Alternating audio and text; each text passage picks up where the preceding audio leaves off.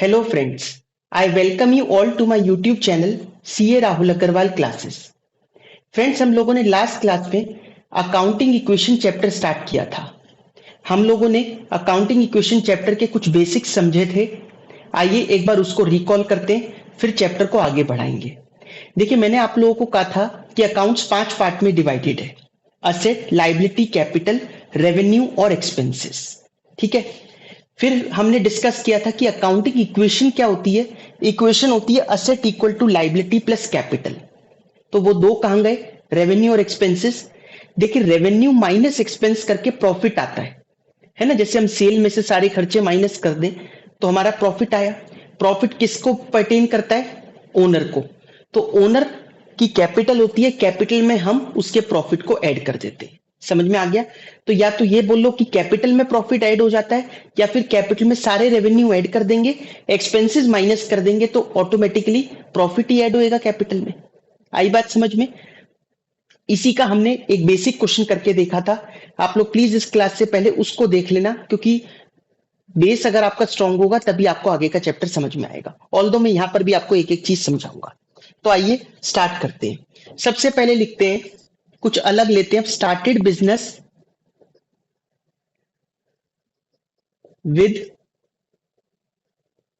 Cash ₹1 lakh and cheque ₹50,000। Business start किया।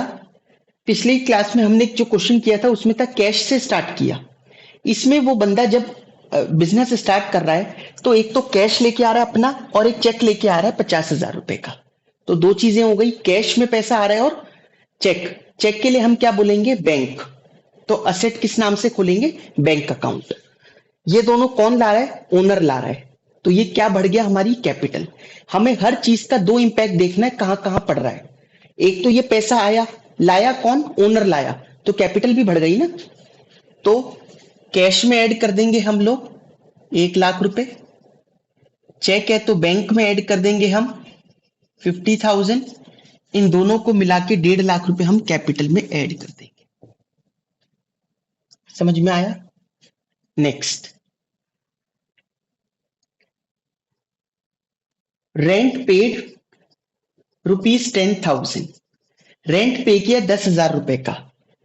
अब rent पे किया, देखिए समझिए दो इंपैक्ट कहां कहां पड़ रहे हैं। मैंने आप लोगों को बताया था, आज फिर बताता हूं। पे करा या रिसीव करा, तो एक बात तो समझ में आ जाती है कि पैसे की इन्वॉल्वमेंट है। अब रेंट पे करा है तो एक तो पैसा गया। अब रेंट बताओ क्या नेचर है रेंट का? नेचर मतलब उन पांचों चीजों में से क्या है? असेट, लायबिलिटी, कैपिटल, रेवेन्यू या एक्सपेंस? ये एक एक्सपेंस है। एक्सपेंस खर्चे हैं। खर्चे हमारे बढ़ रहे हैं तो खर्चे क्या होंगे? कैपिटल में से माइनस। कैपिटल में सारे रेवेन्यू ऐड करते हैं और एक्सपेंसेस माइनस करते हैं। तो अच्छा, रेंट पे किया ₹10,000, कैश से किया या चेक से किया ये नहीं बता रखा, तो क्वेश्चन साइलेंट है, तो हम किससे मानेंगे? कैश से। तो ₹10,000 एक तो कैश में कम होंगे और एक कैपिटल में कम हो जाएंगे। ठीक है। अब बनेगी न्यू इक्वेशन। हर ट्रांजेक्शन के बाद हमें न्यू इक्वेशन बनानी है, फर्स्ट को छोड़ के। फर्स्ट तो खुद ही न्यू है। 1 लाख में से 10,000 गए, 90,000 plus 50,000 equal to 0 plus 1,40,000। Next, commission received. हम कोशिश कर रहे हैं हर नेचर का लेने की। कमीशन रिसीव हुआ ₹5,000 का थ्रू चेक। ठीक है, कमीशन रिसीव हुआ ₹5,000 का थ्रू चेक। चेक से रिसीव हो रहा है कमीशन। अब चेक से जब कमीशन रिसीव हो रहा है तो एक तो बैंक में पैसा बढ़ गया हमारा। चेक रिसीव हो रहा है तो बैंक में पैसा बढ़ेगा। कमीशन का नेचर क्या है? असेट, लायबिलिटी, कैपिटल, रेवेन्यू या एक्सपेंस? ये क्या है? एक रेवेन्यू है। हमारी इनकम जनरेट हो रही है ना, ये हमने कमीशन अर्न किया। तो कमीशन एक रेवेन्यू है। रेवेन्यू जब बढ़ता है तो क्या होगा? कैपिटल में ऐड। तो दो इंपैक्ट क्या क्या पड़े इसके? एक तो बैंक में बढ़ जाएगा और एक कैपिटल में बढ़ जाएगा। समझ में आई बात? तो ₹5,000 बैंक में बढ़ा दो और ₹5,000 कैपिटल में बढ़ा दो। प्लस तो आपको पता लिखने की जरूरत नहीं होती ना मैथ्स में, लिख भी सकते हो आप। New equation. तो अब न्यू इक्वेशन कैसे बनाएंगे? पुरानी न्यू इक्वेशन प्लस जो चेंजेस हुए हैं। भाई 90,000 पहले था, तो अब तो इसमें तो कोई चेंज नहीं है, plus 55,000 equal to 0 plus 1,45,000। Match हो रहा है ये मैच होना चाहिए। अगर ये किसी भी पॉइंट में मैच नहीं हो रहा, इसका मतलब हमने कोई गलती करी है। Next, goods worth rupees 15,000 purchased from Mahesh. हमने महेश से गुड्स खरीदे 15,000 रुपए के। 15,000 रुपए के गुड्स खरीदे महेश से। तो क्या क्या चीज हो रही है इसमें? एक तो गुड्स आ रहे हैं, वो तो दिखाई दे रहा है आपको। गुड्स का नेचर क्या होता है? स्टॉक का नेचर क्या होता है? असेट। तो यहां पर स्टॉक आ जाएगा, गुड्स भी लिख सकते हो आप। तो स्टॉक बढ़ जाएगा कितने का? 15,000 का। अच्छा, कैश में खरीदे या क्रेडिट पे खरीदे? क्वेश्चन साइलेंट है।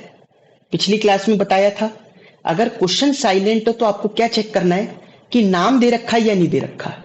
सामने वाले का नाम दे रखा है, महेश से खरीदे, इसका मतलब ये क्रेडिट ट्रांजैक्शन है, उधार पे खरीदा है, क्योंकि नाम दे रखा है। उधार पे खरीदा तो वो बंदा हमारा क्या बन गया? क्रेडिटर। क्या बन गया? क्रेडिटर। तो लाइबिलिटी में एक कॉलम खुल जाएगा क्रेडिटर के नाम से। तो एक तो हमारे गुड्स बढ़ गए और एक हमारी उधारी बढ़ गई। ठीक है, 15,000 रुपए का स्टॉक बढ़ गया, 15,000 ऐड हो जाएगा, और क्रेडिटर्स, लाइबिलिटी में कॉलम खुलेगा क्रेडिटर्स के नाम से 15,000 रुपए का।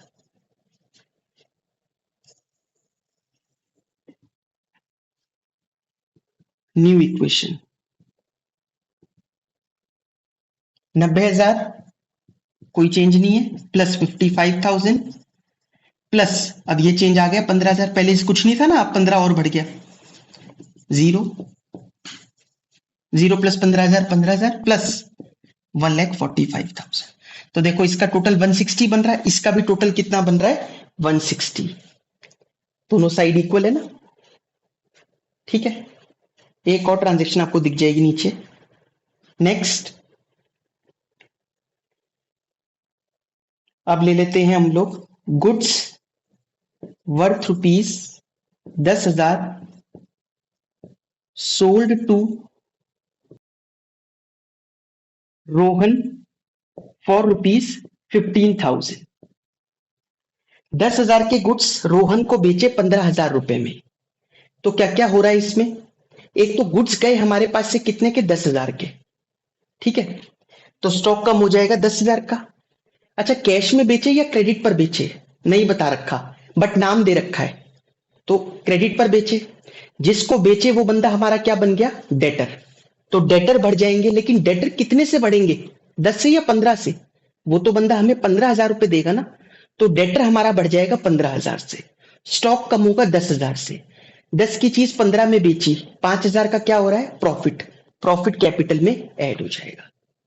ठीक है, तो 10,000 रुपए स्टॉक में कम हो जाएंगे। डेटर खोल दो आप, कितने का? 15,000 का।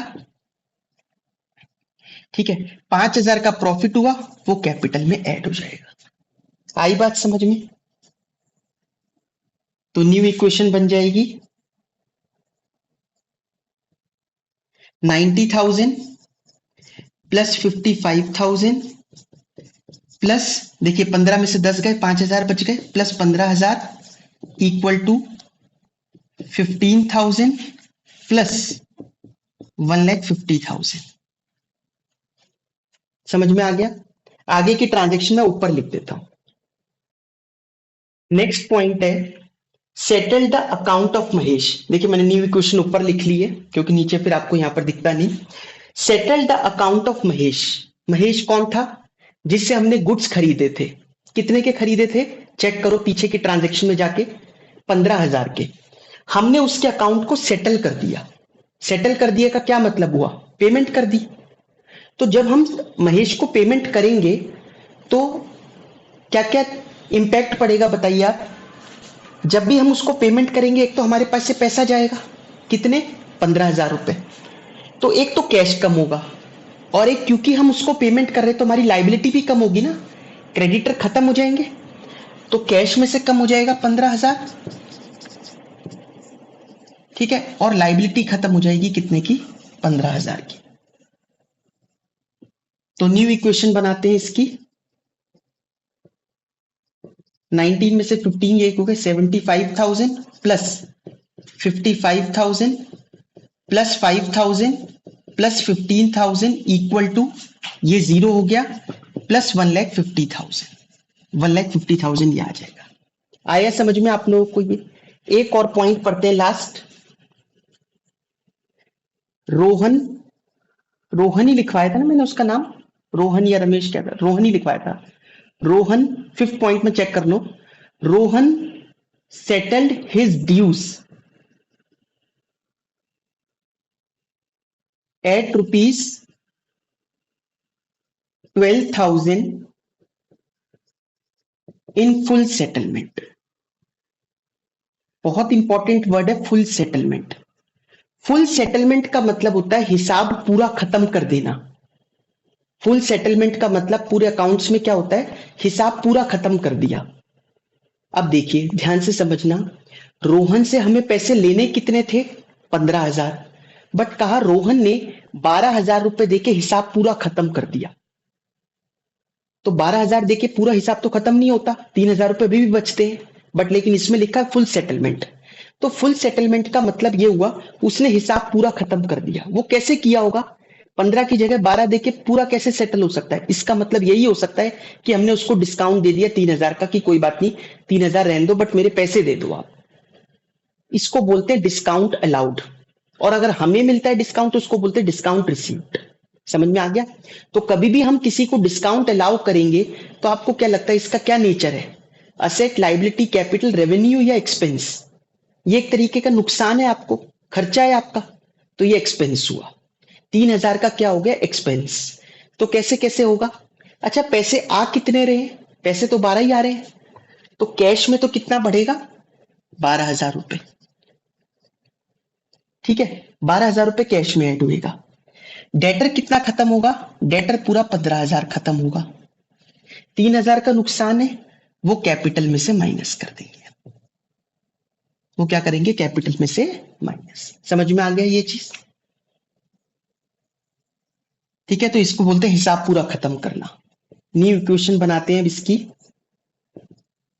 ठीक है, ये ऐड होकर 87,000 प्लस 55,000 प्लस 5,000, ये तो 0 हो ही गया, इक्वल टू 0 प्लस 1,47,000। अब आप इसका ग्रैंड टोटल करके देख लीजिए, asset equal to liability plus capital. अगर हम इसको करते हैं तो ये 60 मतलब 1,47,000 इक्वल टू 0 प्लस 1,47,000, दोनों साइड मैच हो रही है। Asset equal to liability plus capital. समझ में आया?